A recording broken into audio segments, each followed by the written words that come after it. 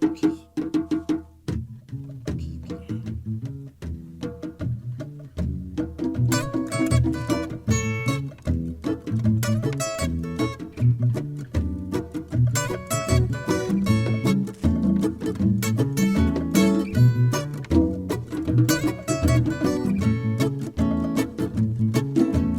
smile, I want you smile. I love you smile, I love you smile. Why don't you smile? We've been thinking about some positive changes. We need some positive changes. Thinking about some positive. And now today's host, Imam Ezekiel Pasha.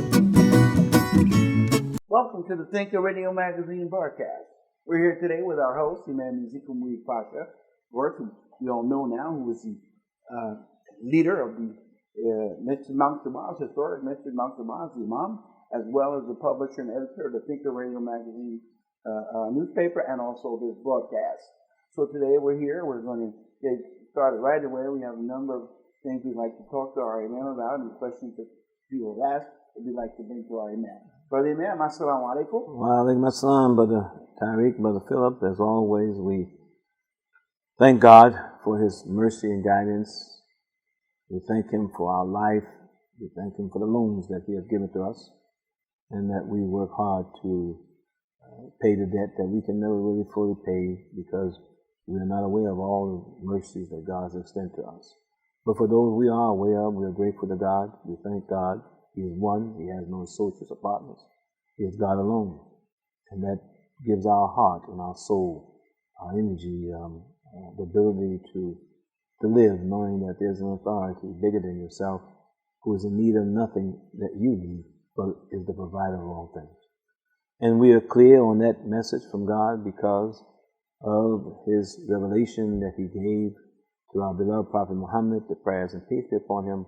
He is Allah's servant and messenger and a mercy to all of humanity and all of those who choose to follow the guidance of God.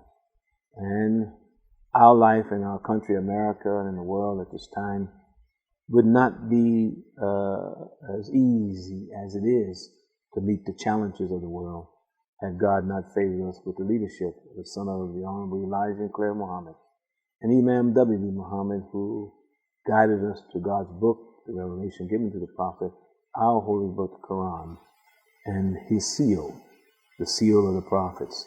So we are grateful to God for all of the great men and women who have influenced our lives for the betterment and have given us opportunity to share the good that we know as we intend to do today on the Thinker Radio Magazine, both on the Face the Book, as I call it, and also now what they're telling me, we are also appearing on the U and the Tube.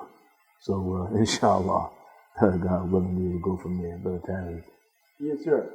Brother Imam, I just like to begin. I know we just finished a very successful program in Inkster. Allahu Akbar. So I'd like to share with our listening audience those who are aware, not aware, tell them exactly what it is in Greek, Inkster. Well, praise be to God. Again, life is toil and struggle, difficulty and ease. Those are the seesaws of efforts that we make. And in the great town or village of Inkster, Michigan, a very historical place, particularly for the life of the African American community, along with also European American brothers and now others from the Latin community, Africa, and other places that begin to make Inkster their home.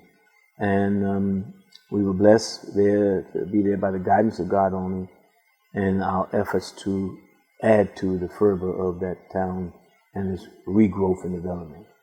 And we had the ability to open up our Inkster family roller rink. With 7 years of work to get it to that point, and the current mayor, the Honorable Mayor Patrick Wimley, who worked with us very hard to make that possible against those who were resisting it.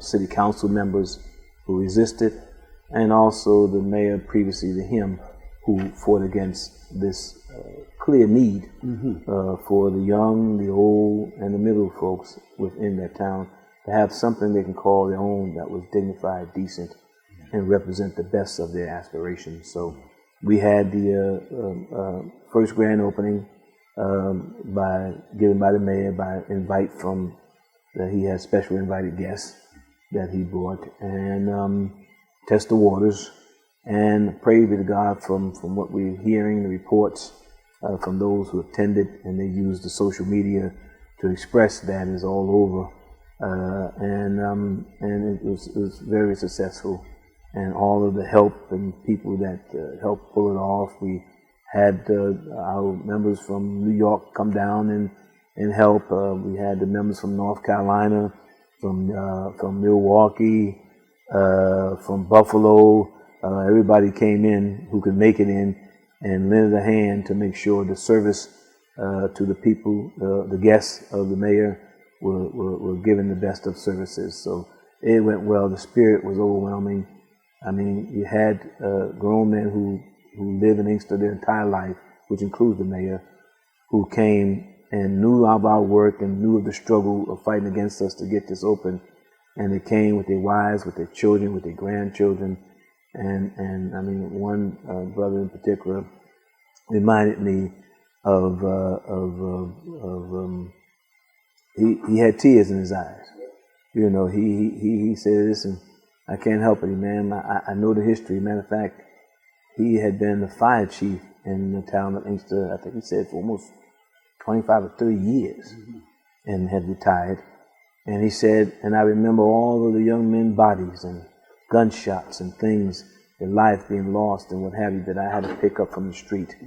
And he said, you know, to see this, the beauty of it, I knew this place before. And what you and those supporting you and working with you, he said, now, which includes ourselves, we're just humbled by what has been done. And him and his wife was the first one that got the skates, and I believe she was the first one to get on the floor, you know. So praise be to God. It was that overwhelming spirit from everyone who attended and came. And the mayor, he was overwhelmed because previously to the grand opening, which took place at around 4 to 5 p.m., prior to that he was giving out turkeys, over 250 or so turkeys to the community.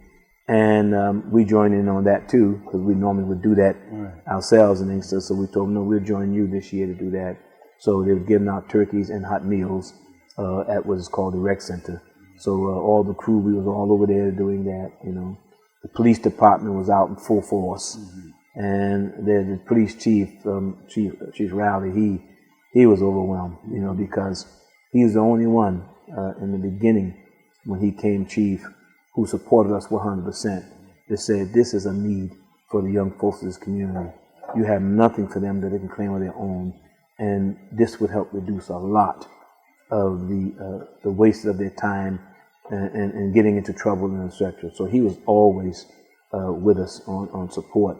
So he was there, and you can see the joy on his face, and it was just an overwhelming situation, and many people cried. Right. You know, they literally they cried. And the mayor, I believe it was his grandmother, if I remember right, the patriarch of the family. And if I remember right, I think he said she was 92 or 95, something of that nature.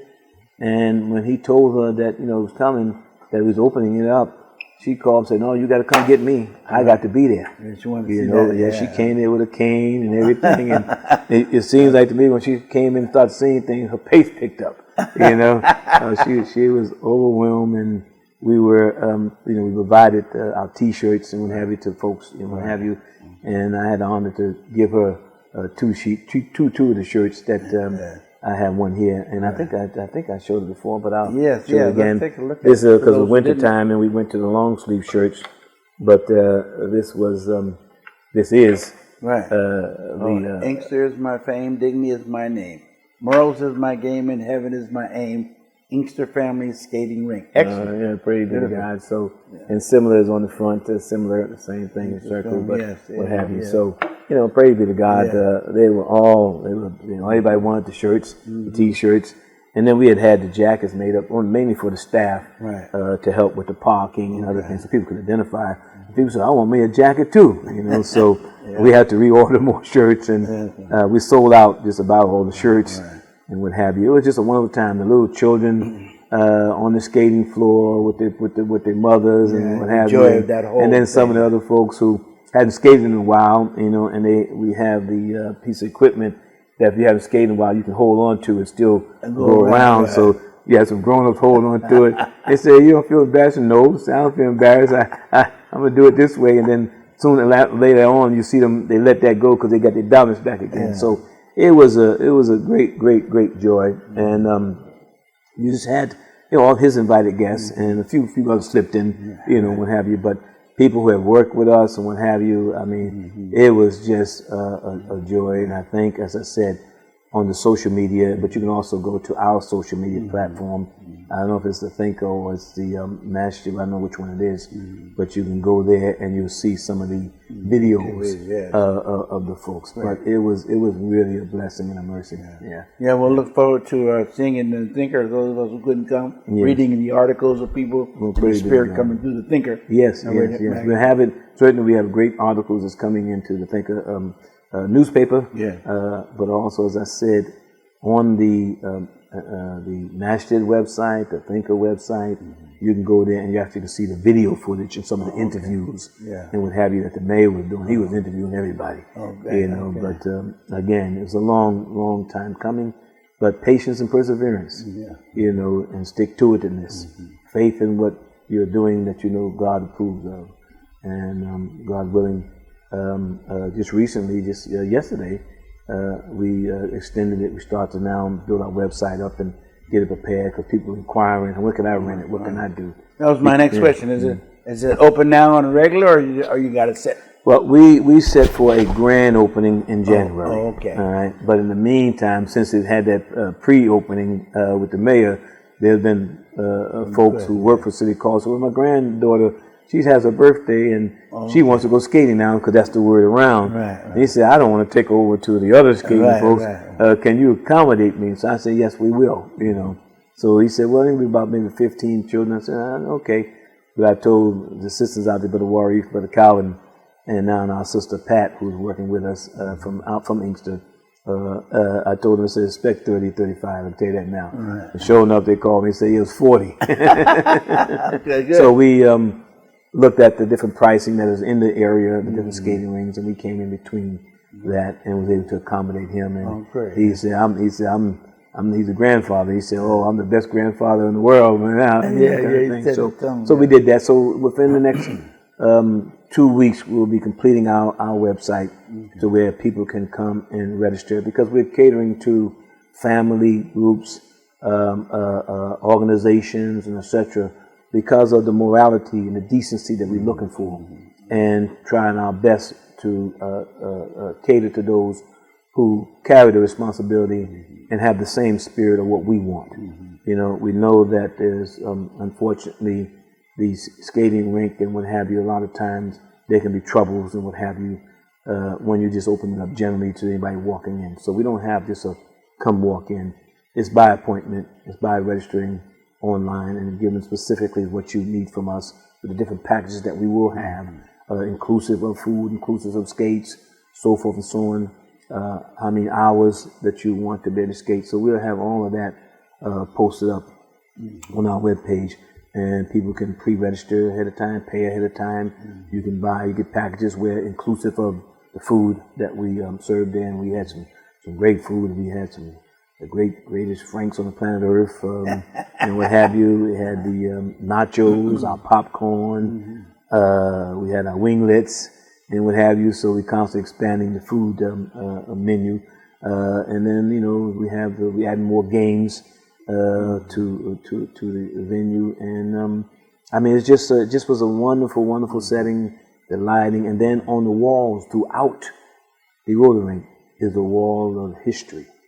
So some of the greatest men and women that have worked on behalf of the goodness of all people to meet the challenges, they're on our walls from every aspect of life, and we continue to add more. As a matter of fact, the husband and wife team who came there and the fire chief, the former fire chief, we have a special wall called the Inkster Wall of Fame, which represent those who are from Inkster, who had great achievement and influence. And just so happened, when they went and looked on the wall, I think the person was the granddaughter, but a close relationship. She was in the basketball field, and we had her on the wall. And when they seen that was it. That overwhelmed. They got on these phones, they come grabbing me, they want me to say, well, thank you, and so forth and so on. Listen, we got many, many more to show.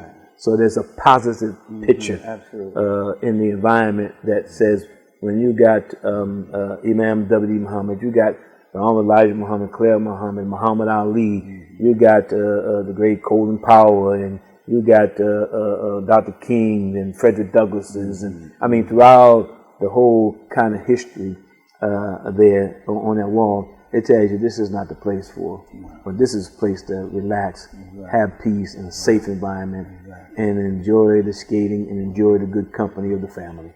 So praise God. That's what it is. And it's the family skating rink, you know. So that's what we want people to know, and that's what we're looking forward to. And the entire police department under Chief Rowdy, they came out in force to help, and they were overwhelmed because they all know the place, and they know the crime and what have you, and they seen this as a crime buster. This will bust crime. You know, this will help us in busting crime, and that this is Inksters. You know, the Inkster zone and what have you. So praise God. We expect to see great things out of that, and with the door open with the Honorable Mayor Patrick Wimley now seeing these things, a lot of the blocks that was blocking us from continuing to add to the expansion of the good life of Inkster. Our next hope is that we'll be able to open up the Inkster Harlem Market. You know, the incubator program that teaches people how to go into business. We're working also becoming a member of the Chamber of Commerce there at Inkster, and looking to have that organization play a more stronger role in the business life of Inkster, and be housed in one of our facilities. Actually, we want to house them, give them invitation to be housed in the Inkster incubator program, which is the Inkster Harlem Market. So they'll be right there with those new businesses, and we'll have their office right there too. So we're inviting them for that. And then, as you know, here in New York recently, and while we were there working there, we don't stop working in New York neither, under Dr. Majid Manan in our food program, that we had a collaboration between our brothers and sisters in the Bronx and us here in Harlem or in Manhattan, and they had a collaboration with Golden Corral, a buffet-style national restaurant around the country, and we had our turkeys giveaway that we always do. We do in Inkster, we do it here, and the turkey along with all of the vegetables and foods, and even little entertainment, I understand, was there also. And at the mosque, at the cultural center, we gave out hot meals, food you take home to cook, and an extra situation was brand new coats, from what I understand. Coat drive. We gave coat drive. We gave out coats and what have you. And so all this spirit was going on between New York and Inkster and what have you. The consistency that we have worked on, all of us collectively together, to make happen. So a great time, a great circumstance, along with recently, you're well aware of it, one of our highly respected police officers, or peace officers I should say, and Detective Hooks, who has graduated and elevated from the local 28 precinct to take another position, which is important to the service of the community, and had the opportunity to recognize her 9 years of work and service in the local 28 precinct, and how, as a model and as an example of a peace officer, but also as a model example of a great woman of faith and dignity. So all of this, we constantly having these activities going on and what have you, and we look forward to more and more. God willing, inshallah. Yes, sir. Wonderful. Brother Imam, also, just seeing that we're talking about what happened, we have our upcoming SIRA conference. I'd like if we could talk a little bit about the SIRA conference that's upcoming. Yes. It's in the next month here. Yes. So the next few weeks, actually. Yeah, December. Yeah. So you mentioned how it came about for those who don't know, and then, of course, remind us to who do know. Well, praise be to God. Sirah, that word refers to the entire life of our beloved Prophet Muhammad, the prayers and peace be upon him. And our leader, Imam W.D. Muhammad, had stressed to all of us, the total community that said they were in his association, followed him, that during the time of December, the time of a lot of things going on, that's targeted towards spirituality, that's targeted towards reminding yourself of your debt that you owe to God. That we too should be gathering in that time frame, and it would be a good time to study the life of Muhammad, the Prophet, the prayers and peace be upon him. And he invited the entire community that accepted his leadership to do so. We responded to the leader as we've always done, and we began to have the SIRA conference in December. We used to have it actually on December 25th, but over the years the Imam has suggested that we move it from that particular date and have it maybe prior to the week before that time frame. So that's what we have been doing now for, has it been 30 years? The SIRA conference? Yeah. Yeah, 30 plus years if I remember right. Time, boy, when you're having fun, it does move fast. When you're enjoying life and meeting the challenges, it does move fast, you know. But we stayed with it. Yeah. Where many of the other members who say they were following with the Imam, either they did not do it initially or didn't maintain it, but we maintained it. And the Imam, because of that, he came on several occasions to SIRA conferences, and he then turned around and said to me that I give you the gift of the SIRA conference, and what have you. And I said, well, man, you know, I accept it on behalf of you giving it to me, and accept it on behalf of all the people who helped me maintain and work here at the mosque. We do so. So on behalf of all of them, your followers. We accept it as a gift, and it has been a gift. And we've had a great different meetings, and people appreciate it. And we invite those who have an interest in Al-Islam to know it proper, to know it from how your neighbor lives it here in America, to know how we as African Americans, how we came back to this wonderful religion of Al-Islam, and why we maintain the Islamic life, and etc. It's all through knowing the life of Muhammad, the Prophet, the prayers and peace be upon him.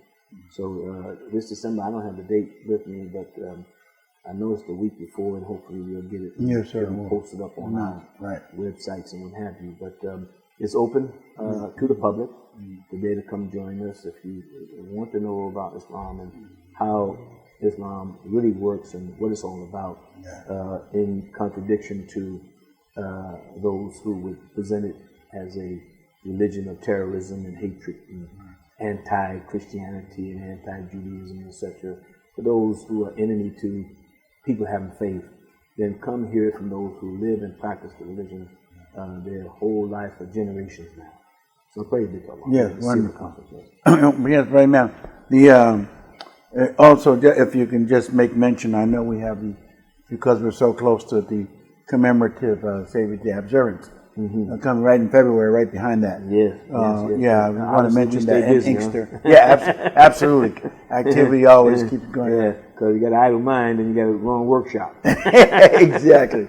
So you mentioned that because people are playing this year. Yes. They want to know about. Some people have asked me already. The commemorative, as the Imam calls it, the commemorative Savior's Day observance, which is commemorating our introduction reintroduction, I should actually say, into our life of Al-Islam, the religion proper.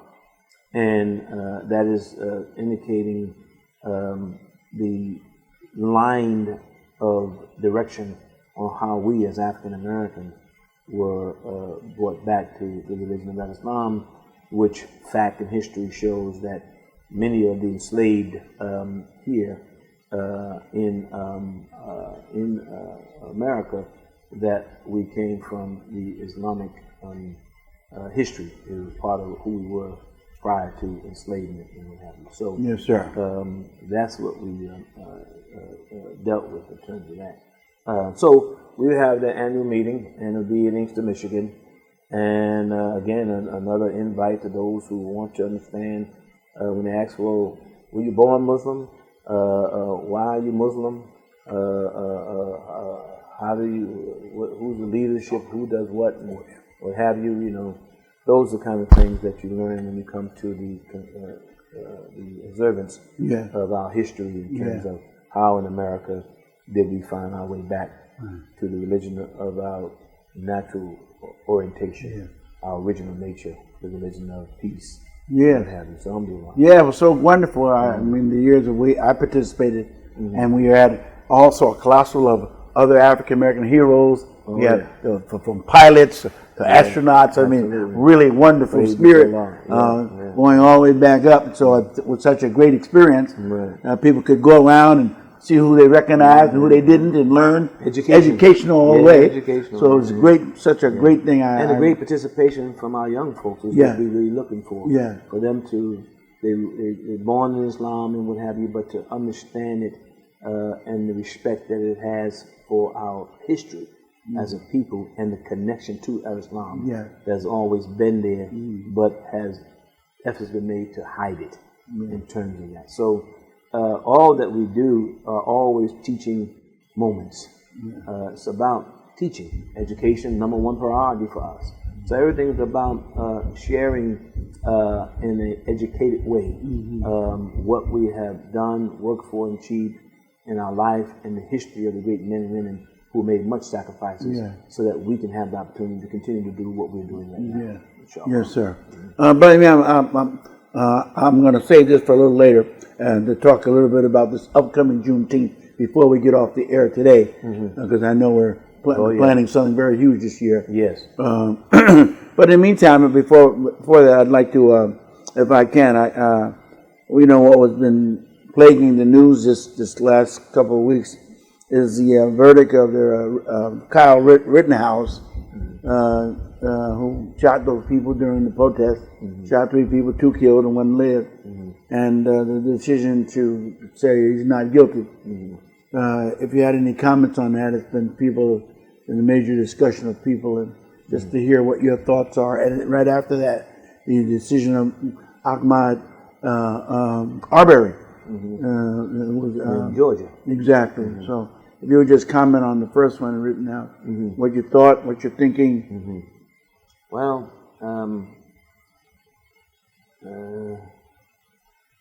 we know that it is clear that for humanity, that we are living in a very unique time in the annal of human history. And it's certainly reflected, easy for everyone to see, just looking at the impact of the pandemic.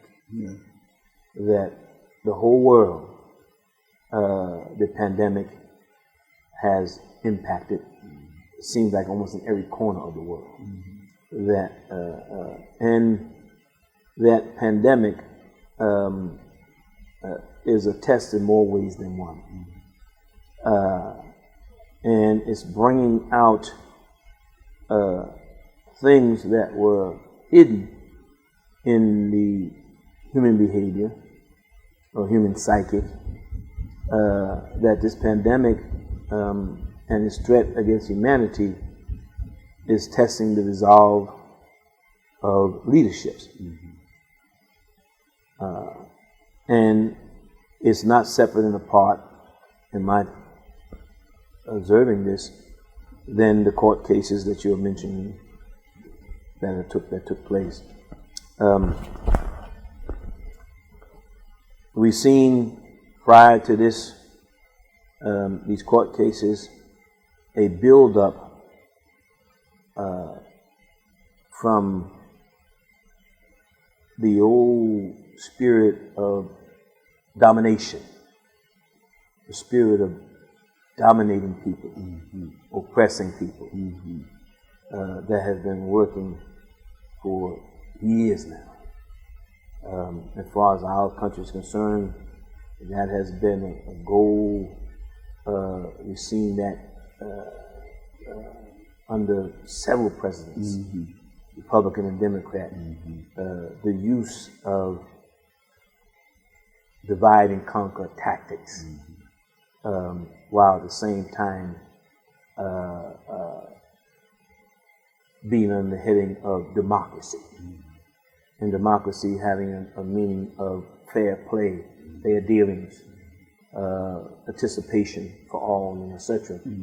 But we've seen people running for the highest office in our country manipulating circumstances to put one against the other, using economic thrusters like they're going on right now, that in fact there is no economic crisis.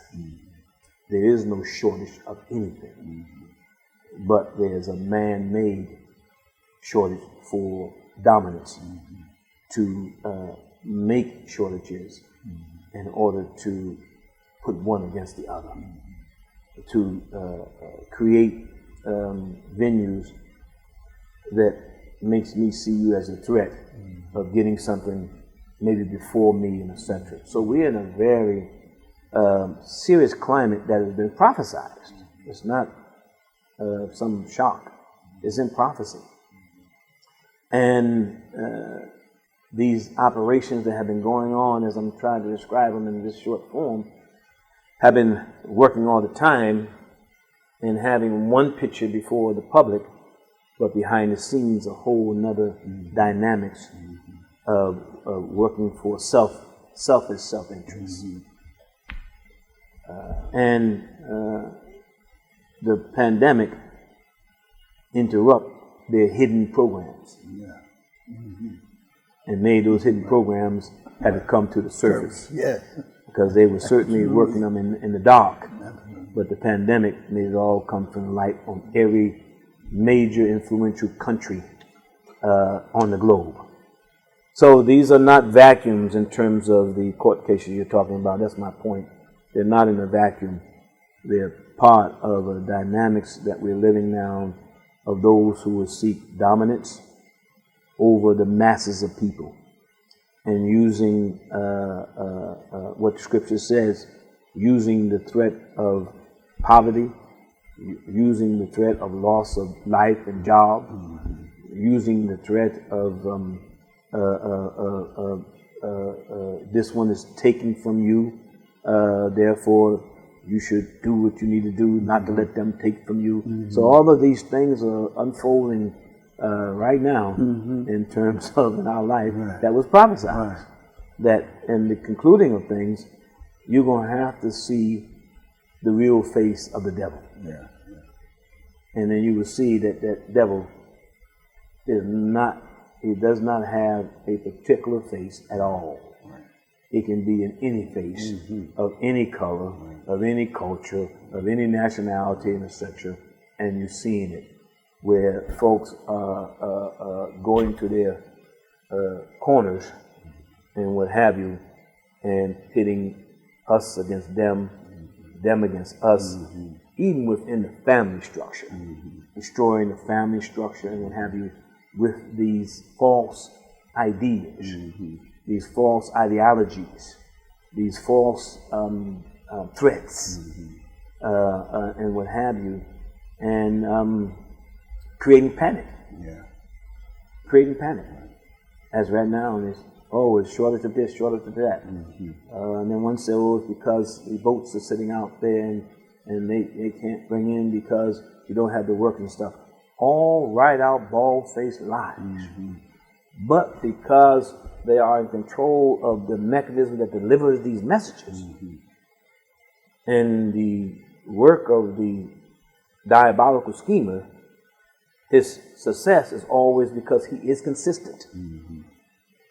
He consistently gives out that message of white against black. He consistently gives that message of this religion against that religion. He consistently gives that message of miseducation.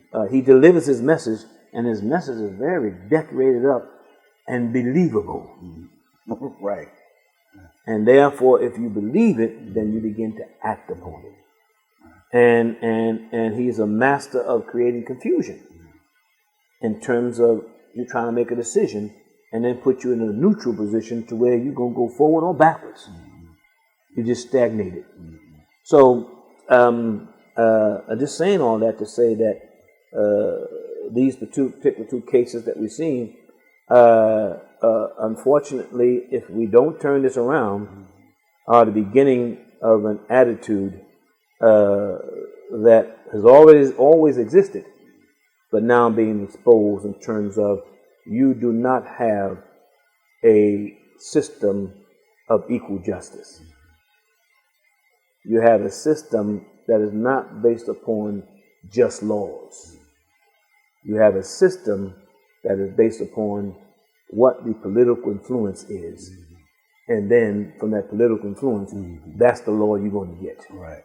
So we now are dealing with corruption created in one of the great highlights that makes America America is the system of the freedom of choice of voting. And now you have those who say, well, we lost. And since we're in charge of the political realm, we're going to change it around to where we lose no more and there'll be no competition.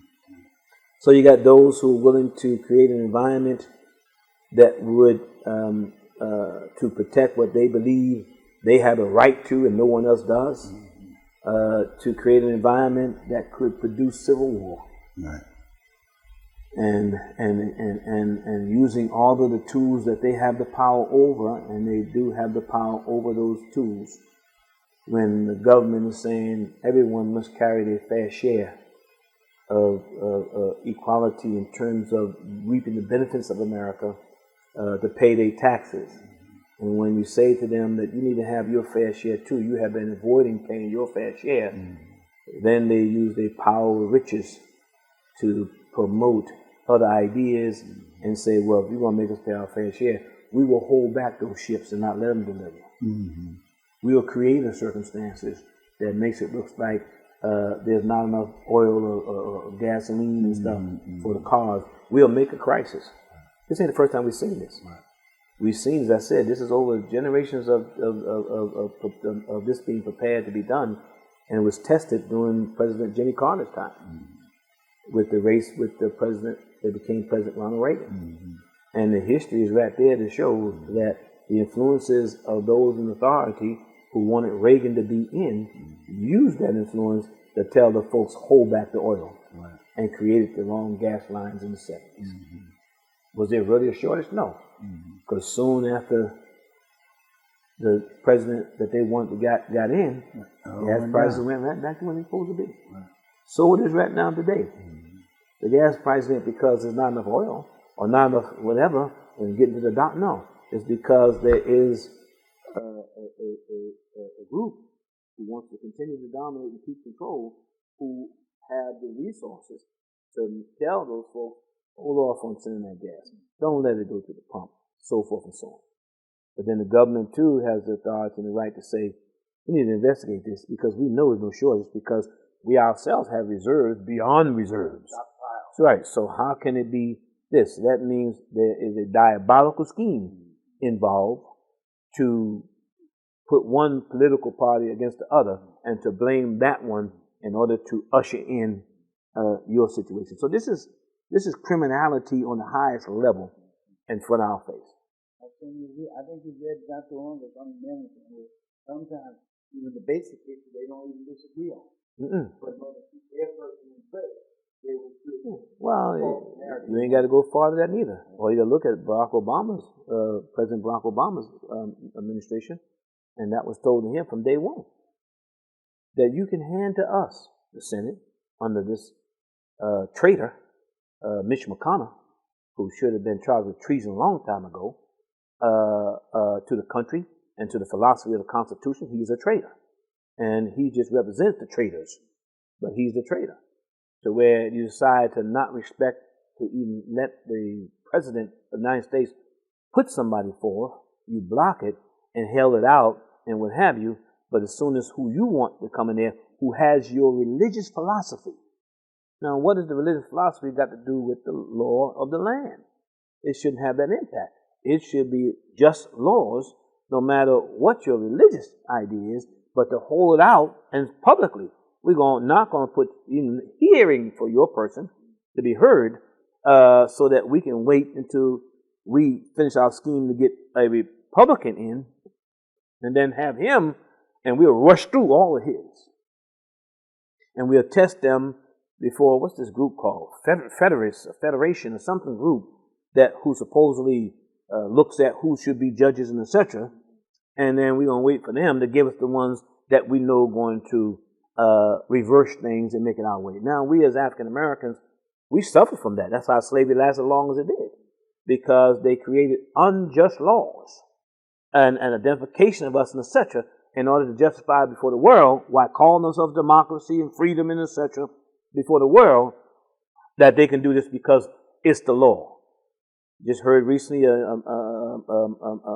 know about the two brothers in reference to El-Hajj Malik Shabazz, Malcolm X, and them being exonerated, that they knew they weren't it back in 1965 or 60, whatever the time was. They knew they didn't do it, but did it anyway, and said, well, it clears all the debts, it fixes, it does what we want to do, and heck, they get later 50 years from now, everybody be dead, we have to worry about it. This is diabolical, man. This is very diabolical, but that has been going on under the guise of language and things that people would say, oh, this is beautiful, language of that everybody's created equal and given inalienable rights by God and so forth and so on. Yes, that's the place I want, that's where I want to be. But underneath of that was the diabolical scheme. And then recently another brother who was in prison for 40 years. I can't remember what state it was, 40 years. And the district attorney, who seen his case 5 or 6 years ago, they said, and knew that this man was innocent, and the evidence was overwhelming that he was innocent. But she couldn't get him out because they had a law in place that wouldn't allow her to reintroduce what's necessary, but knowing that the man is not guilty. And it took her battling for several years to get that law changed so she could finally release this man. This is wicked, diabolical on the highest level of people in government that we want to supposed to respect, that this is their behavior. A president who won the election, there was doubts about it, but America moved ahead and said, go ahead on, you won it, Donald Trump. Then after you see you losing to violate every so-called sacred code of the United States in terms of its constitutions and etc., to stay in that powerful position and then continue to go out and promote and have others with you and then use the race card piece to say that, you see, the people of color are becoming more numbers than you of not color. Now, I hate to use these examples, but that's how they use it, in terms of that.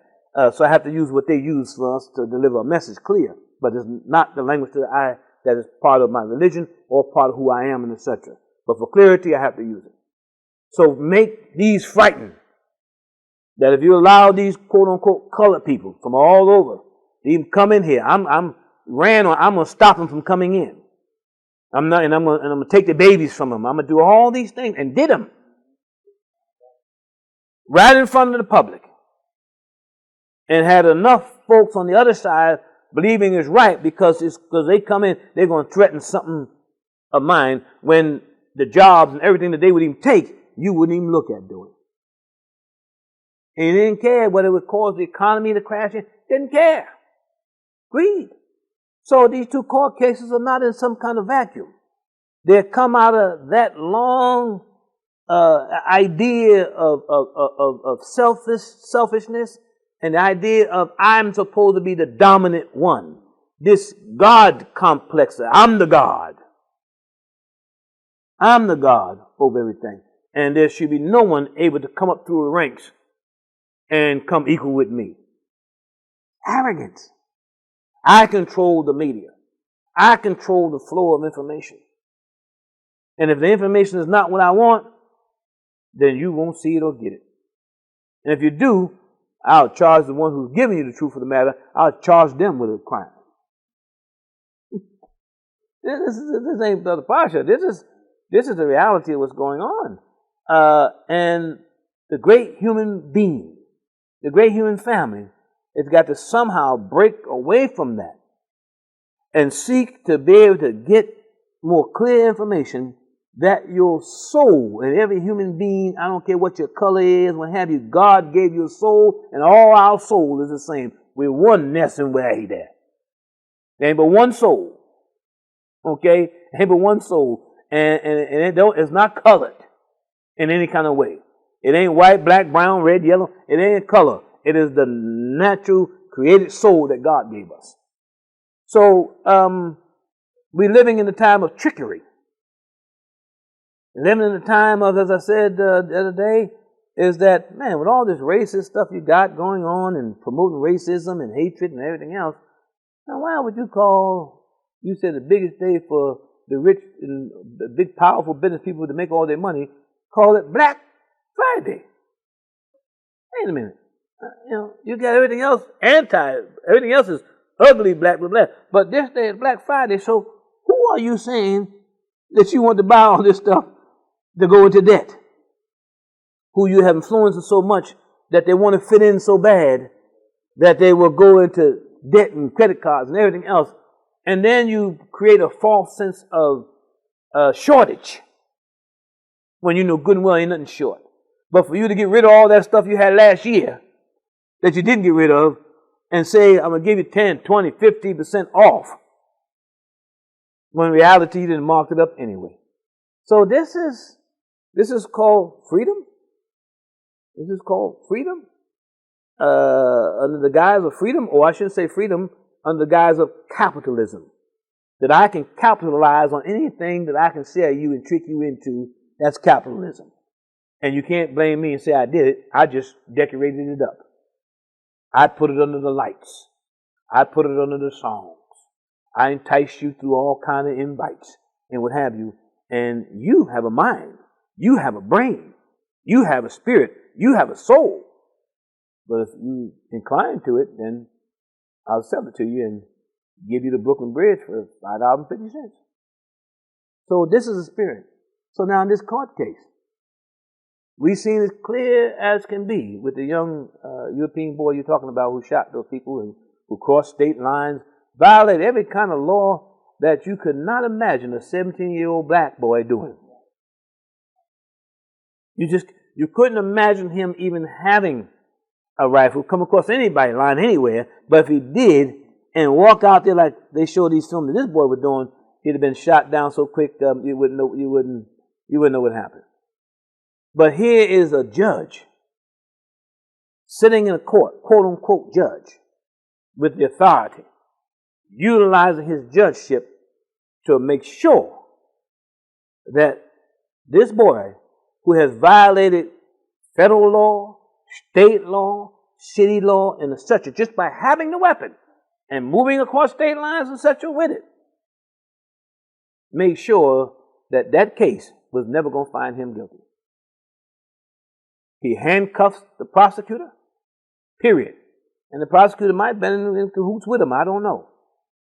But he handcuffed the prosecutor to present a case that didn't make sense based on what actually happened.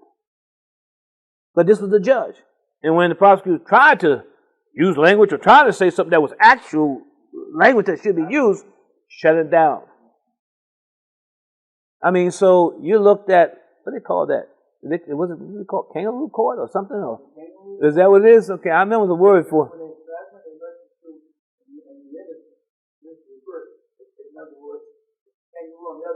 Okay, but bottom line is, anybody seen that for a minute said, well, this is not going to happen. This is set for this boy to totally go free and nothing happened to him. Which everybody knows, Latino boy, Asian boy, Native American boy, African American boy, any other name of a person you can think of, that would have never happened. Then, in both cases, if I understand it, if I find correctly, that this whole promotion of a jury of your peers. Yeah, so for both cases, they had juries of their peers. 99% Europeans, except for the 1% colored guy, or colored girl, I don't remember which one it was, a colored guy on either one of those juries. But the influence of that judge is why that boy who killed 2 people who were making an attempt to get the gun from him, knowing that he was there with malice and not to have these people who were peacefully protesting legitimately for what was done wrong and unjust, that he came to go against them and what have you, and they tried to get this from him to protect all the other ones, and he shot them and claiming self-defense. Well, how can it be self-defense when you had no business being in the first place? You made the situation of such that had to be. And the same with the brother in Georgia, that case isn't over with, I don't think. Georgia? No, I'm saying correctly. That case isn't over with. Okay? And believe me, it ain't over with. Yeah, it ain't over with. So, there's an appearance of, okay, the jury said you're guilty. And then, what you get, 2 days and a half in time served? That's the normal setup. So I wouldn't say it's over with and justice has been served in any one of those cases as of yet, because of the system that is set up to favor one group of people over any other group of people. White folks, I had to put it that way, that system is set up for white supremacy to reign, and everybody else is under the reign. You and I don't even approach the courts, or even from initial arrest and etc. We are not approached as innocent. We are approached as already guilty. Where anytime a white person is put in the thing, the media and everything else gives them all kind of accolades and what have you, as how they're really not, to taint the whole daggone picture. That's just a fact. I ain't making it up. But all of this is happening. And it must happen. It's prophecy. It must happen so that you don't put people up on pedestals that they don't belong on. And we're having this situation here now where this current leadership president was saying, no, you need to pay your fair taxes. And they saying, oh yeah? Okay, we're going to hold back the economy. We control Wall Street. We control the shipping lanes. We control the big businesses. So we're going to say there's a shortage and say it's because of the virus.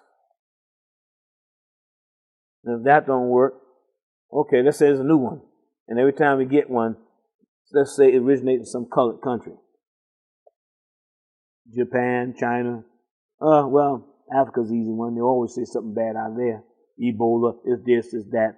And I heard one person say, well, we don't know whether it originated here. It's here, but it didn't necessarily originated here. So quickly, all European countries shut their border to Africa. And then this other character, front and center, well, ain't that what I did? See the parallel what they did? Yeah, didn't I shut the borders. And you told me I was what's the name? Now they shutting the borders. Like, the ridiculousness of it is that, and you're a registered nurse, from what I understand, the ridiculousness of this is that is not this virus, like all viruses, airborne? So what now? Unless there's some kind of Star Trek thing I don't know about, where they got some bubble now that's going to come up over America, and we're going to be locked in this bubble, and I mean, it's ridiculous. But people need to start using their intellect, their thinking on these things, and that's what's going to make America become what that initial Constitution, the preamble and such that was put together, was projecting it to be. That's what we need to be looking at. There was a projection of what we need to be as a unique country in the world, as a democracy, and all of the good language that was pulled from scriptural language and from history, experience of history, to put this language together. Now, are we going to truly be that, what the Constitution is saying, or are we going to convert to something else, which is what seems to be done, a divided country, a civil war, where one is saying, I'm going to be the dominant one, I'm going to be what's the name, and all this fairness and what have you is out the thing. We're going back into a dictatorship. We're going back into mob control and etc. We're going back into I'll create any law I want to in order to justify what I do to you and make the world swallow it. The UN, which should be the most powerful body in the world to check each other, is weakened by the more powerful ones that were allowed to some respect because they had more to the table.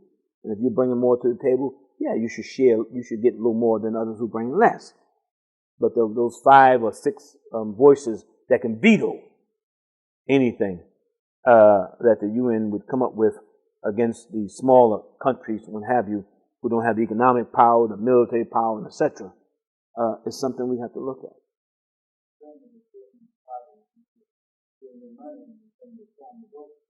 Yeah. Oh, yeah.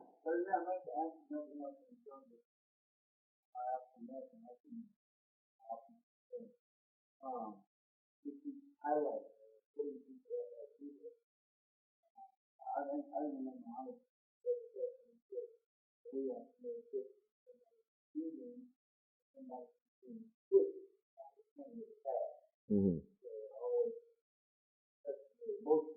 Mm-hmm. Mm-hmm. Right. Mm-hmm. Mm-hmm. Mm-hmm.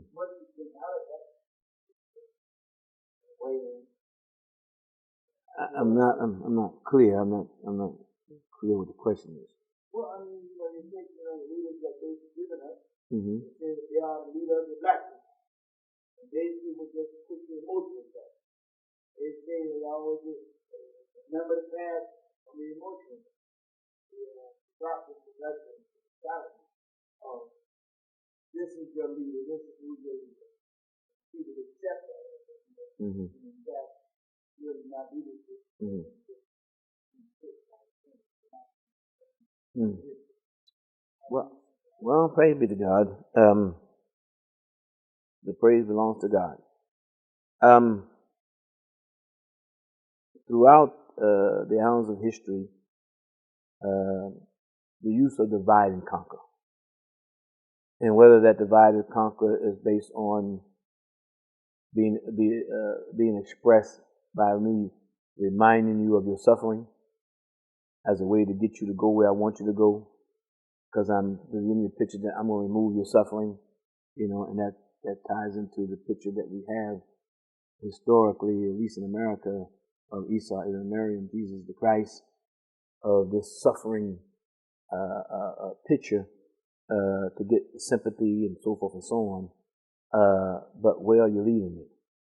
So having leaders that know how to play on your disadvantages and to point to others as being the culprits of holding you in this disadvantage. And there may be some truth to that, but you also got to look at, as I said earlier, that who are you as a human being? Are you not the independent God creation that God made? and really the final decisions are your own that you have to make? And where is the education that beckons you and guides you to say education is about providing information for you, but the completion of education is when you make the choice. And they use this like in Texas. When you decide to, here's the information. Now here is the use of all the information you got. Now you have to make a choice. Which one is right and which one is wrong? All right? So the comprehension. Education that demands you to comprehend. So here's my side. Here's the other side. Here's several sides. Now, you are the final educator. You have to look at all of this, and you must comprehend everything that's coming at you, and now you make the choice, what is the right answer for your life? And that's what is missing as a known tool for human beings, that you have that perspective over all of the creation. It's called choice. But choice means not in a vacuum. Choice based upon taking in the information that's being fed to you, analyzing it, evaluating it, and then making a choice, not blindly following based on it makes me feel good. Well, there's some things that make you feel good, but some things that make you feel sad too. You got to discern all these things and what have you. But if you miseducate people and have them say this is education, but it's only based on their emotional side or their irrational side, based on that, if you don't bring the emotions and irrational in some kind of balance, then your choice and decision will always be a failing mark on the test. So having popularity being put on certain types of leadership, make them popular, just as we've just been discussing in terms of now there's a sense of most folks that there's a shortage. As a matter of fact, I had heard them say, and one of they say is one of the largest supermarkets called Public Supermarket, and saying that they're going to ration Thanksgiving, rationalize some of the main things you need, they say for Thanksgiving, pie crust or cranberry sauce, so they have to rationalize it because, again, playing to the shortage. And then you look and say, well, who owns this Public Supermarket? It was the same lady who helped pay for those insurrectionists to overthrow the government to get down there. So who does that feed in terms of acting like there's shortages and etc., so that the current administration takes the blame and his approval is down and the vice president approval is down and this one is down? Well, that's your opponent working his mechanisms because that party is the party of the rich and famous. It has more to do with rich, not that they don't have them in the Democratic Party neither, but that party is able to control the mic. We have a series coming up in the Thinker on who is the news. And what I mean by that, who owns it? There is an owner. And there's very few of them. And you're allowing that to slip past you in terms of who owns the voices that you are turning to for information for decision making. Who owns these voices? And it's not really, but I think it's 5 or maybe less than 10 owners of all of the communications in the United States of America, and they also have influences of ownership all over the world. So how do you get through the poor little Imam Pasha with a camera in front of him and what have you, to warn the people, what have you? It's like crying in the wilderness. Unless they are seeking and recognize that this source that I'm going to turn on at 6 o'clock and 5 o'clock and 4 o'clock and all during the day, the programs and all of these things, the 20-minute scripts that they put on TV and now all of your internet stuff and Who's controlling this thing? Who is bringing this message into my psychic and infecting me consciously or unconsciously? Message is so strong that it bypassed my conscious view and go right into my subconscious view. And before I know it, I'm behaving, acting out somewhere and trying to figure out how does this happen? This is the time we're living in. And this virus, excuse me, this virus is breaking their grip. It's doing harm. But it's doing harm, but it's also bringing cure into the sense of you better really pay attention as to what's what, because the threat is real. But look how they have convinced so many people that it ain't. Through their media, see how powerful it is. They're convinced, I don't wear no mask, I don't want to name this, I don't need to take that, what have you, and doing it and saying without no evidence to say, well, I'm not doing it that way because I am doing it this way. In other words, I'm recognizing the overwhelming evidence that killed so many people and died from it, what have you, that there is something, but I am doing something, but I'm doing it this. I feel more comfortable with, I didn't mix my 10 herbs and my what's name that's been around for 30 years, 50 years, and what have you, and I'm thinking this is good for me. And for those who say I got a religious injection, please show me. I don't know of any religion, and I'm not the scholar or nothing like that, but I know good and well religion from God don't disrespect your common sense. So they say my religion says that I shouldn't do it. Well, the problem with that, if you're not going to isolate yourself and you're going to be in the public, then you're a threat to me too. But if you say my health provider, my herbologist or somebody, even though we got some nut cases there too, it will at least give me a little sense of what's the name that you're dealing with somebody that has some knowledge of fighting germs and what have you, because this is a germ, a powerful germ. And it's nothing new, it's just that you haven't been paying attention to. Your common cold mutated all the time. That's why it was swine flu, then it was the what's the name flu, it was this because it mutates. It's a virus. That's what it does.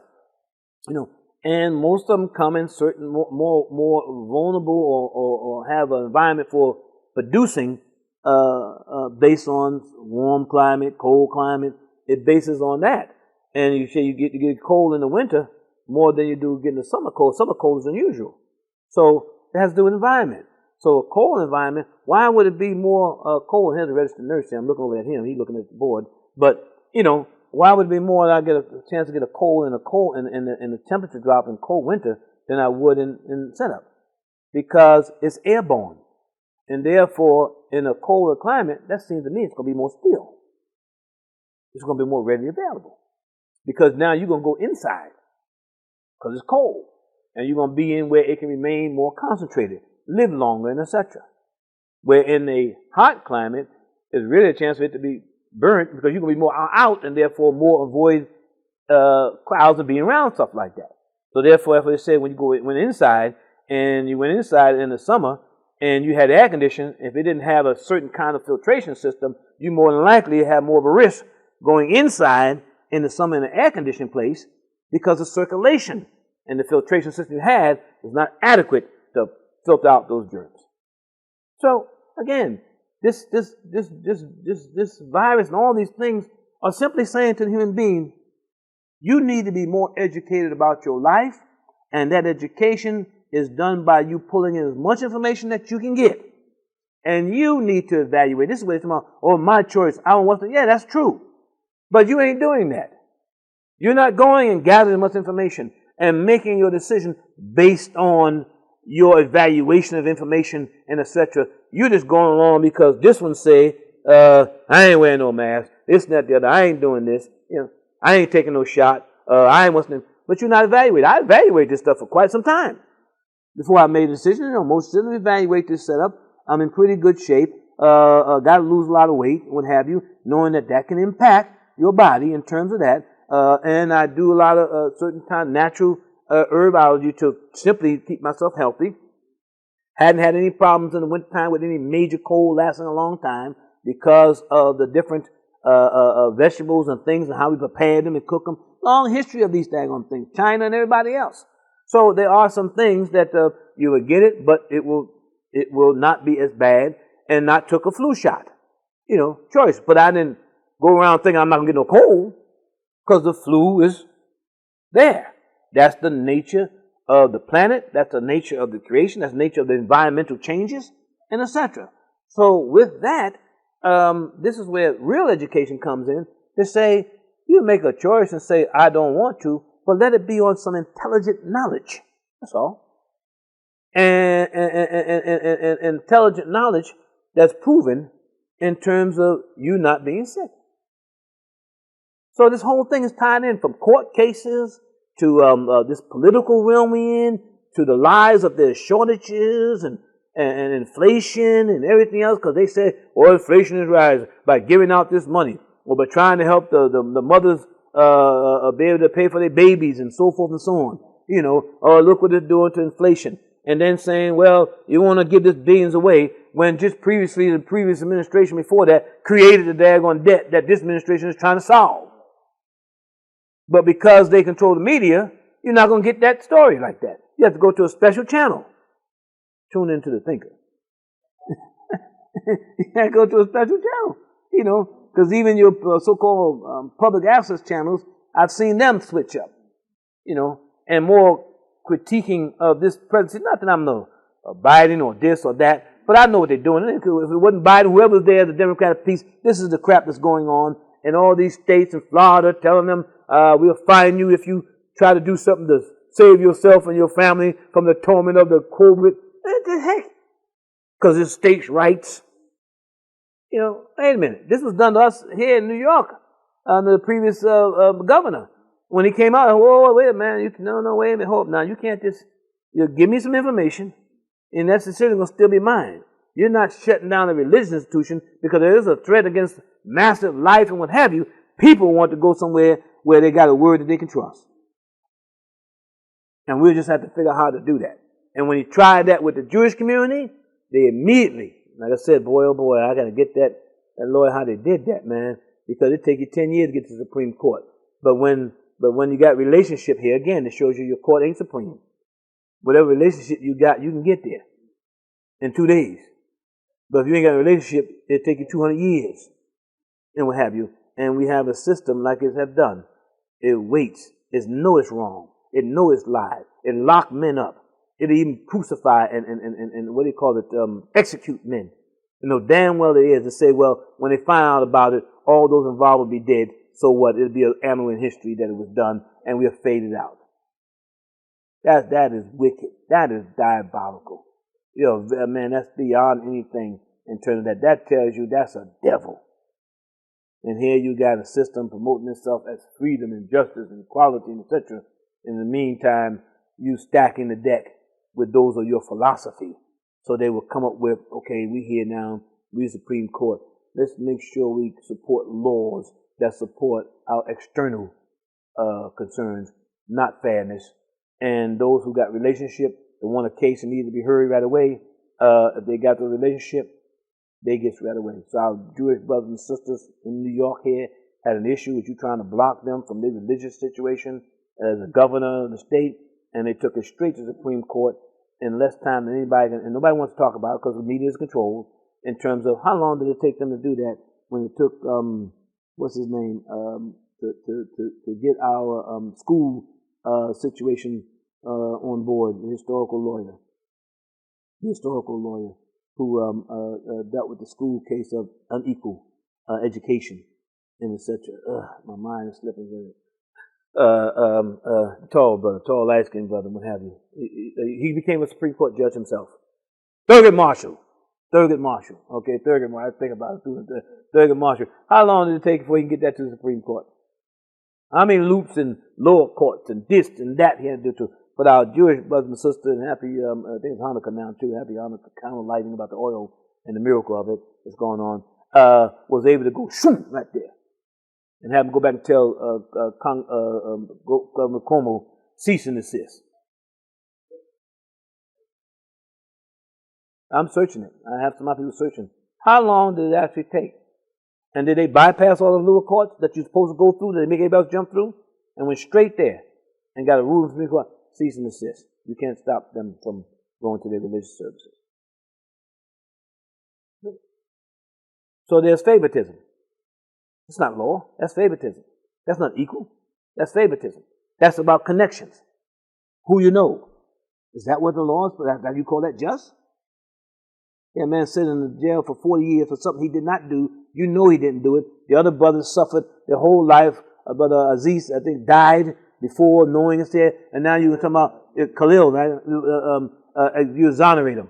When you knew when you had him. And there's a brother doing did a whole deep research on that. It came out yet. That he said should be come out 6 months or so that I spoke with. So you knew about this all the time. You knew all the lies, you know the fabrications, you know it all. Here you had a situation where the head of the United States FBI target Dr. King, target Malcolm X, and several other ones as enemies number one. How you? Yeah, target them. Point blank, fact. Got the man's voice whole 9 yards. Recorded him saying it. Number one threat, so on. And we're after them talking about, some lone guy shot him and some. Even the President of the United States, Kennedy, and his brother.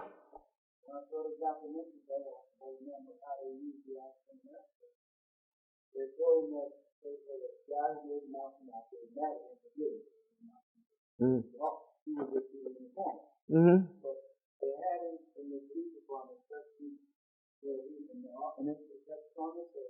You don't exist. Mm-hmm. You're not even going to get the police.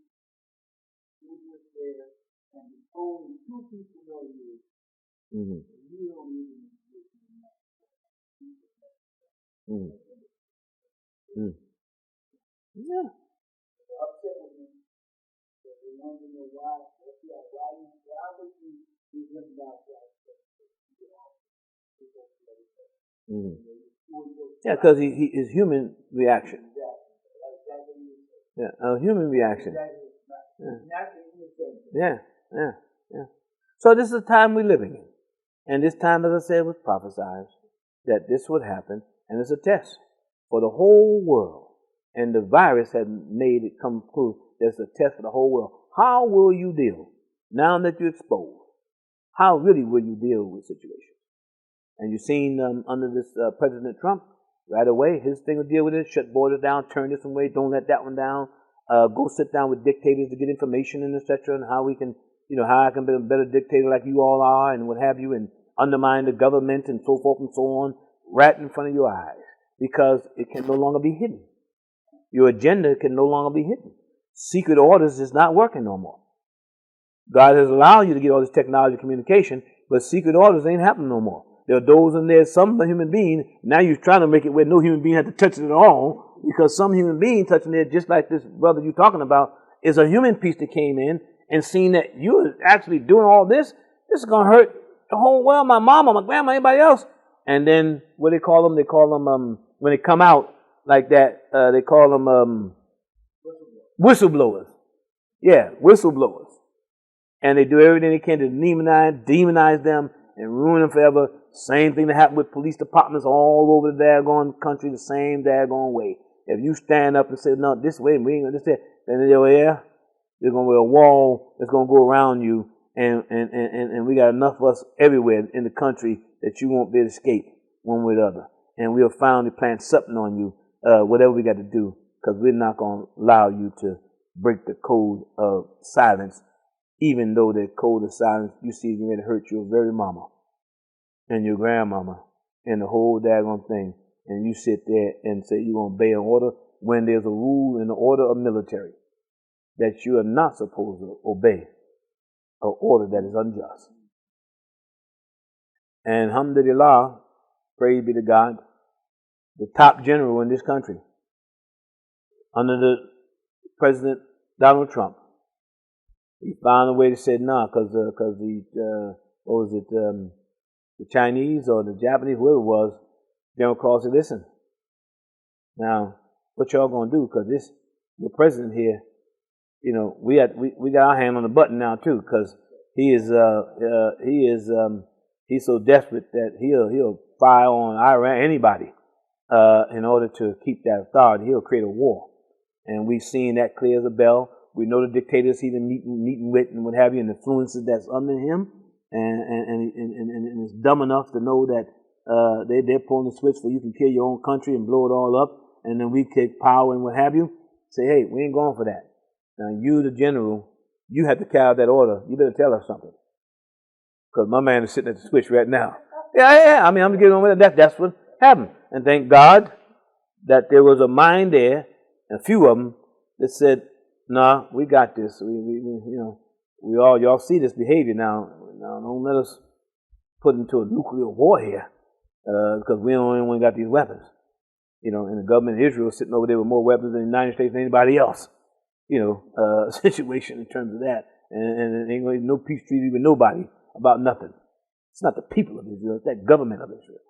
All right. So, alhamdulillah, praise be to God, man. So that's we spend a lot of time on it we should have, but that's we're in this unique time, and everybody needs to be awoke and understand that the tools for the receiving information and knowledge on a daily basis is corrupt. And when you hear it, you got to look for corruption, even with the weather. You think there's something I can listen to that won't be. Even that has influenced economics, and etc. Whether you go out today or you don't, and etc. All right, so you got to,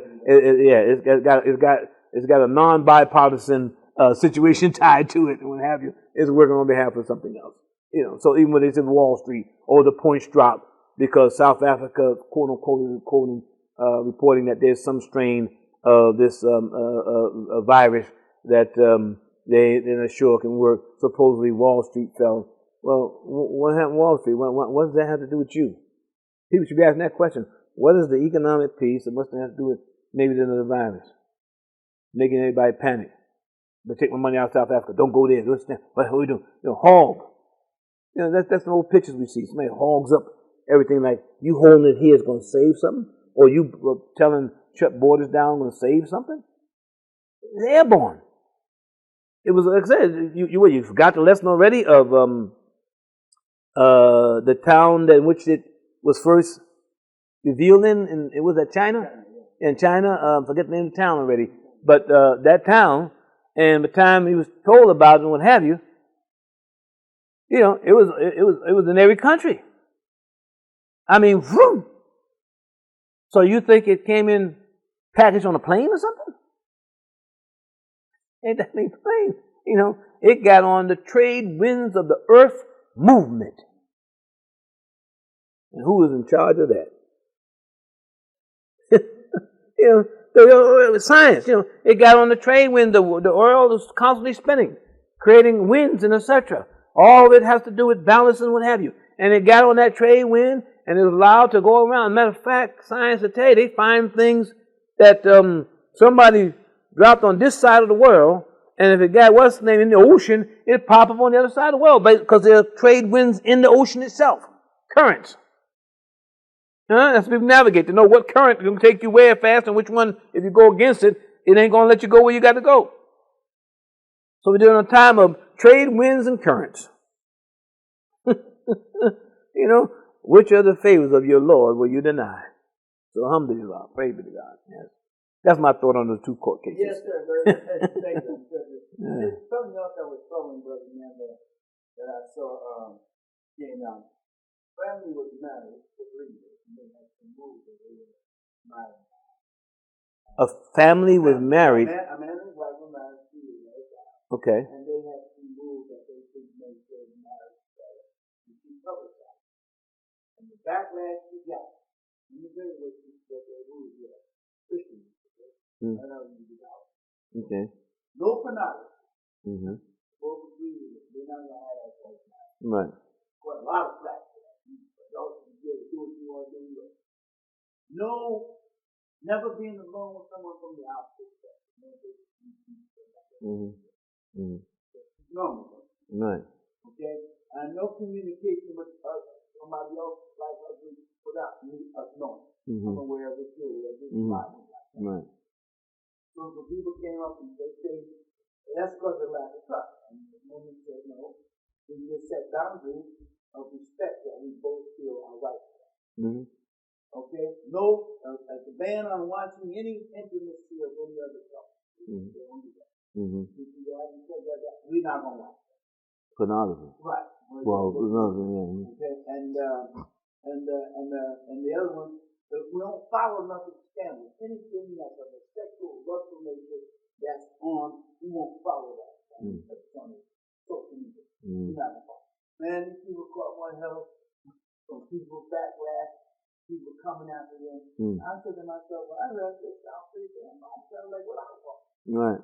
I want to see all the stuff. Right. But I mean, brother, man, the backlash they caught on social media, they had to highlight it. Just because this is what her and her husband both will see. Right. Well, praise the Lord. That sounds like the Nation of Islam in the early days. When you was talking, I was reminded of our teachings under the Nation of Islam and Honorable Elijah Muhammad.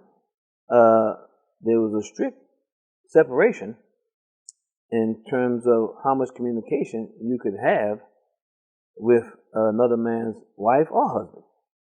That was standard procedure. Like I said, I have men today that one is still with me, the other one is under the weather, but I only knew them by their husband's name. So the wife of Warif was Sister Warif. The wife of Brother Hassan was Sister Hassan. As a matter of fact, still to the day I carry that. Imam Munir's wife is Sister Munir. Once in a while, they plug me, I'll remember her name, because she's a little off her rocker. That's no story. That's my sister.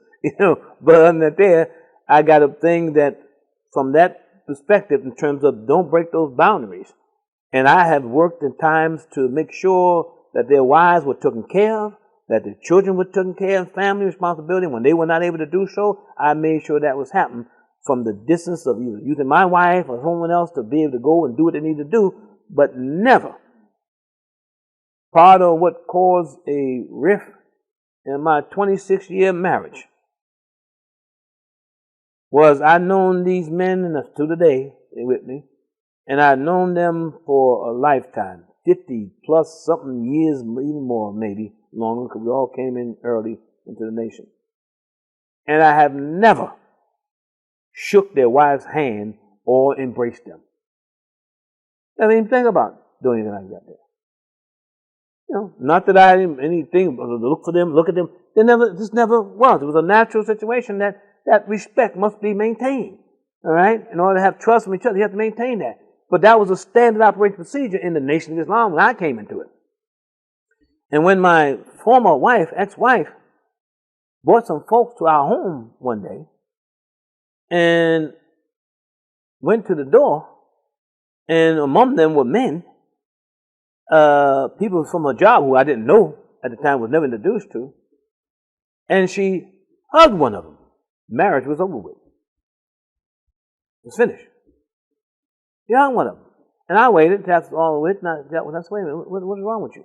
Have you lost your mind? And the story I'm telling you is what I said to her.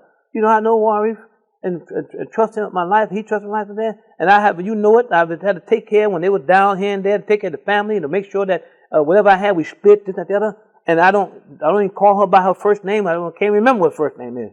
I just know by her husband's name, so forth and so on. And for all these years, trusted each other. Now you're going to have a person come to my home, to my door.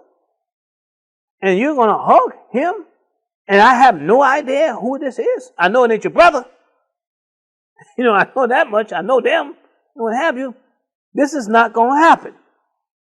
I'm not going to be disrespectful. This is way beyond disrespect. This not happen. So if you're out there like that, it's time for me and you to bring this to a close. This can't happen. And that brought it to a close. It was that instant. They said, no, that's it. I will not be disrespected like that. You got somebody that relationship, friendship with on some job somewhere, etc., that you're going to bring them to our door, and I didn't know they even coming. And, no. It ain't happening. So, in terms of what you're saying these folks did, this is showing the influential environment that we're living in that wants to say, oh, you just, whatever they would call it, you just old-fashioned, or you just, what's the name, and this and the other, or you just don't trust each other. No. There's called human decency. In human decency, you should have some trust. And the values that you get married on should have some values that make sense. As our book, the Quran, gives us in the marriage ceremony. Whatever you do, always speak a word directly to the right. Because once you start lying, it's over with. So the order of the day, or those who would attack them, is that we want lying. We want cheating. We want to be freaks. We want to behave in any kind of way. I want to be able to sit down, this man, this one's face. I want to go to these places. Well, that's your choice, but I tell you what, I ain't your husband. I'm not your husband. I ain't going to be your wife. Don't make sense. Oh, don't Islam allow a man to have more than one wife? Yes. But that wife's name is responsibility. And that's only in certain circumstances that reveals itself for the growth and development of family life and taking responsibility. And sometimes, and most of the time, it happened when a friend was killed in war and fighting for Islam and etc. what have you, and now his wife is a widow and no one there to help. And that man takes up the responsibility for his friends, children, and everything else to make sure that they are not out there have to do anything stupid or what have you, etc. So it's about responsibility. Responsibility about the Prophet and prayers and people upon him in terms of uniting the tribes who have been tribe warfare with each other for 100,000 years by taking a wife into those tribes so that brought the peace and what have you. So there's moral behavior behind this, not sexual freakishness that you want to do. How many twists and turns can you do? You're never satisfied. That's why pornography exists. You're going to sit and look at some film or some television of somebody turning upside down and you're trying to say, what the heck? What's going on? What are they doing? You know what I mean? Well, first of all, something wrong with you trying to figure out what they're doing. You're going to break your neck trying to see what kind of angle is this. You know, it's ridiculous. You know, it's just ridiculous, man. You know, so, alhamdulillah, I think I addressed what you asked me, man. Yeah, it's shameful, very shameful. Yeah, you're going to jump on them about that. Woo. But anyway, Philip, before we close out. You good? Yeah, Philip say good after that. He ain't got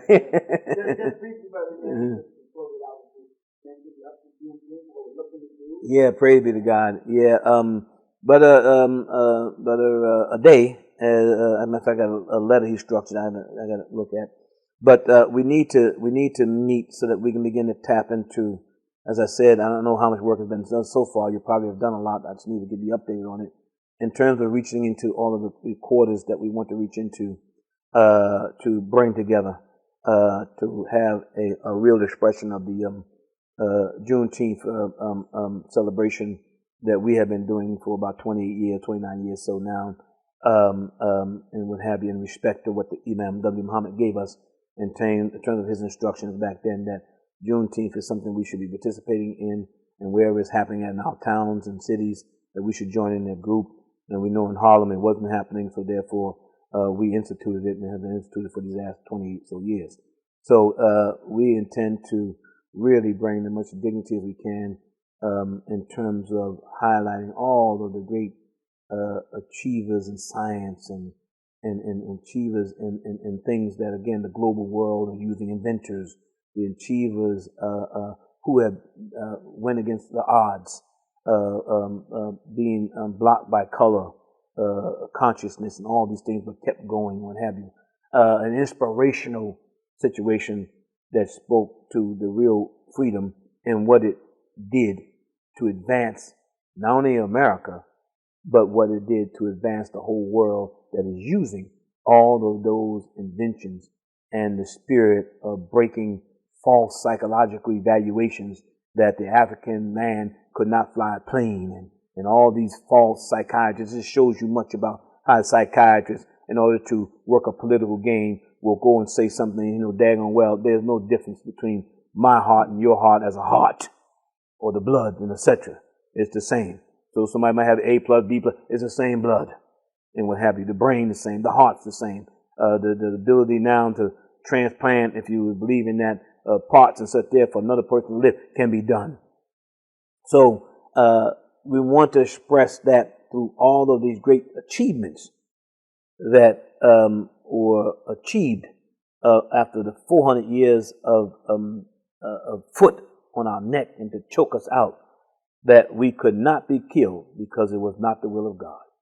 So, oh, amen, a lot of people was dead. They lived that you perceive them not, as God says in the book. They lived because if I'm living, Adam is in me. So Adam, alayhi salam, the first understanding we have in terms of man, then Adam is me. Adam is still here. So therefore, those who were forced to jump off ships in the middle oceans coming here, and those who were hung and burnt and all kinds of things done to here, male and female, they are not dead. They are speaking to you right now. They are alive. They are more alive now than they was then under restriction. We go back to, I'm a free man in this city, and I just have expressed my freedom in clarity. You may not accept it, but it is my reality and it's the reality that God has given us. So accept it or reject it. I'm marching on. I'm not going to waste my time back there with you with your debate on whether pornography is good or not for you. Your debate on whether you should be smoking weed and reefer and skunks and behaving in a savagery way and what have you. You said I was a savage. Now look at you now. You can't wait to be naked. You can't wait to just run around and anything goes. You can't wait to man jump on man and woman jump on woman. You can't wait for that. And you hate me that I won't embrace it and it ain't no temptation for me. It's simple as that. Ain't no temptation. I look at you and like, don't look at that twice. Because that ain't nice. So praise be to God, man. So, alhamdulillah, Juneteenth, we got the committee, we're bringing everybody in, man, to make this a massive, massive parade of celebration. Hoping to have 30, 40 floats that carries nothing but the dignity of every aspect of the human life that we fought through and was successful with, regardless of the oppressor trying to burn it out of us and take our humanity from us and identified us as not even being human beings or capable of anything. When we're the designers of ships and the head we had the greatest military man that there ever was, and General Colin Powell. Salute. I'm saluting on behalf of Imam Ali Rashid and all those soldiers. They knew this. Yep. Salute. Man of our own heart, man. You know what I mean? Come on, man.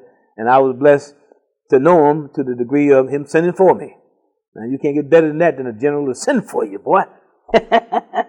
He sent for me. I say, he got a message here in the chaplain's office that Colin Powell is looking for you. I'd like for you to come to an iftar in Washington, D.C. I say, why, certainly. Well, certainly, I'll be there. Sure enough. He said he's going to come in uniform. Yes, sir, I have the uniform with me. You understand? Roll up in there, send the Thinker newspaper. Me and the general sitting together, dealing with some other folks, and having me and him having a good time conversation. While they was complaining about how they was being treated at that table. Some of our immigrant brothers and sisters complaining about how they was being treated to Colin Powell. Colin Powell said, what? Man, you ain't suffered nothing yet. Boy, that was Imam Ali Rashid came out of him. You understand? You ain't suffered nothing. You think you suffered? You ain't suffered nothing yet. Who you talking to? And I was sitting there with, that's right, who you talking to? Allah Akbar. All right there. Who you talking to? You telling us about suffering? You see us two colored guys, you tell us about suffering? I ain't lost your mind and stuff. You ain't suffered like nothing yet, So this is a blessed time we're living in. That's what I conclude. A blessed time, and Juneteenth, we hope, will be a great expression. The SEAL Conference, again, we invite folks December. Do you know the date, Philip? December, right? I know it's the second week or something in December. The week before Christmas, I know that. But we'll get that and we post it up. I'm sure Sister Pasha might be trying to call you somewhere if she's listening to tell you the date, but we should have the paper down here because it's in the paper. But, all are invited to come in. We have special guests who will also be coming as usual. The 19th? Okay, he says it's December the 19th. That's a Sunday, correct? Yeah, December the 19th, a Sunday. Yeah, I'm going to bring all you up on charge. You got all this technology and can't give me a date in a minute. What kind of business is this? But anyway, 19th. Yeah. Everybody going to be in charge. Next Juma, up on charges, man. But praise be to God. So we're blessed in there, people. We hope people stay healthy, stay awoke and conscious of things, and don't let what is going on in this life put you down. Let it get you to get activated and see, as we're doing, to help people in every kind of way we can, and be right by your family, protect your family and yourself and what have you, and don't allow yourself to be eaten alive by false lies of media and what have you, who have owners and those who control the voices of people, and don't let them separate us as human beings. Let's stop this black, white, brown, red, yellow priority, and let us look at the common essence that every one of us needs. Our human body tells us that we have everything in common. Everybody uses the toilet. Everybody needs to eat. Everybody needs the air. Huh? This is it. They ain't got to know your color. You got to breathe it. I got to breathe it. You eat, you're going to go to the toilet. Your bowel movements, all these things, you know, I'm a plumber. I'm going to talk about some stuff now. You know that. I ain't going to get away from it without doing that. But all that functions from the plumbing perspective. You know, your blood, same my blood. You need blood.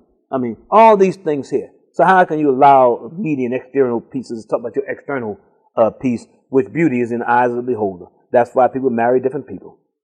Yeah, that's it. You know, and based from cultural background, concerns, as you expressed, the couple had their basic concerns in terms of, and it's a shame that they even got to put that in the writing piece to say, you don't do this, I don't do that, and what have you. But the influence is so much on them, I'm sure they felt like, we got to put this down, so, and publicly just say it. I mean, because we publicly say it, then unfortunately too, when you publicly say it, as you said, they're coming at you. So they're going to come at her, they're going to come at him until they think they can get him to break their commitment. But they shouldn't have to worry about that, because if it's in who you are and God has made you that way, they can put a pound of 300,000 pounds of drugs in front of us. None of us have any taste for it. They can put naked women all over here, and we would tell them, you need some clothes. We was giving our coats the other day. You know what I mean? Yeah, that's what it be. There's no what's the name here. There's no lust. There's no temptation for that. You know, you can act as crazy you want to, jumping down your head, and when you finish and crack your head open, I'll get you to a hospital. You know, you're not going to do that with us. This is because it's who we are. You know, and that's the difference. And our good Christian brothers and sisters, be who you are. Jewish brothers and sisters, be who you are. And others of great faith and tradition, be good people. Just be good people. That's all. You know, that defeats them. You know, the temptation is light action. You know, and let us fight with this, get this virus going so we all can protect each other from this virus. But look what it has brought out on the whole world. Your prejudices, your hatreds, all these things that you try to hide and decorate up is in the open in terms of that. When your brother and sister is in need because something threatened them, you don't block them out. You find a way to help them. You don't put up blocks. You send in the troops that can say, let's go to South Africa, get them over there now, the medical people, let's get all our best over there so we can look at this thing and get it solved, huh? Rather than talking about putting up walls. I said, you don't control the air. This stuff is on the daggone airwaves and what have you. So the best thing to say, what we do, and then you say, show the prejudices, but if the American citizens or they have some kind of card or something, naturalization, they can come back. Well, we think they ain't going to carry it? Because they got an American citizenship and a naturalization card, something I don't know about? Then maybe we should hand them out if there's some kind of exemption from the virus. It's stupid. From the highest office. These are stupid things to say. The thing should be saying, okay, we have just sent over some of our top, what's the name? The epidemiologists? What do you call the virus being, man? The virus folks, the virologists, I believe you call them, but who works on these things. We should be sending our best ones over there now. That's how you stop these things. It's there now, and then find out where did it come from. Because they're saying it ain't originated in South Africa. Hell, it could have came out of Italy. They're talking about the loss of tourism based on now saying that the virus is there and they're just getting the economy back, so it can port from anywhere. So the best thing you want to do, the wall of sending in your best virologists in there. That's the answer, Mr. President, my president. Don't follow these folks here. Because you know, they probably then took it and put it in a bucket to bring here just to get you out of office. See, that's how desperate these folks are. You know, you try to make progress, you talking about a budget that's going to really enter into the economy and give fair play to situations. They don't want that. They want everything to look disastrous. Unfortunately, That is the identity of the Republican Party that I belongs to. See, I belong to the Republican Party, so I can talk this stuff. I don't like this Republican Party. I know it's business. That's why I belongs to it initially, because they try to respect business. But this other stuff you have picked up on, it ain't happening. Colin Powell said the same thing. It's not the party that he said he joined to belong to. It becomes something else. So, praise be to God. I thank you all for giving me the opportunity to share this with you. And we're going to go now, but praise be to God as always. You know, it's time for thanks and giving and what have you among each other and what have you in family. Let's continue to do that. And those who are celebrating special holidays for their faith and their traditions, we pray God will give you all the good that you are seeking. And we pray God that when our efforts to share our thoughts from our life perspective, that we did not say anything to offend you or that kind of way. We didn't intend to do that. If we took it that way, we apologize. We're sorry that you would take it that way, but that's not our intent. Only to share our perspective in terms of how we approach this life and want to love this life and appreciate what God has given us. So with that, we thank you, and you can tune in to us, as I said, on Facebook and the You and the Tune or something, YouTuber, and get out, take a newspaper, so you have it in writing. Thank you very much, and God's peace be unto you. Assalamu alaikum.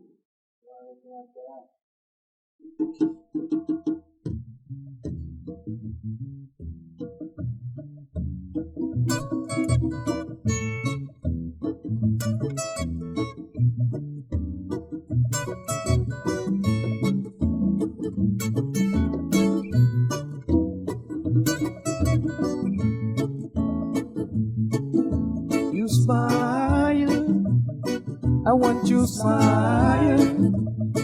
I love you smile, I love you smile. Why don't you smile? You've been thinking about some positive changes. We need some positive changes. Thinking about some positive. Why don't you smile? Smile, I love you smile. So let we smile. You've been thinking about some positive changes. We need some positive changes. Thinking about some positive.